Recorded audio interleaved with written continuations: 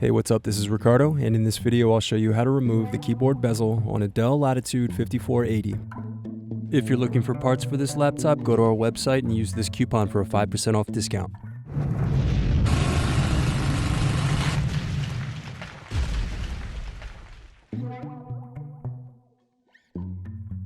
Remove base cover screws.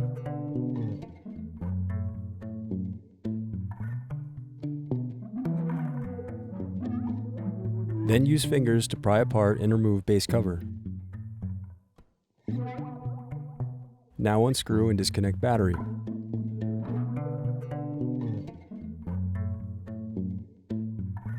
Next, use thin object to pry apart and remove keyboard bezel.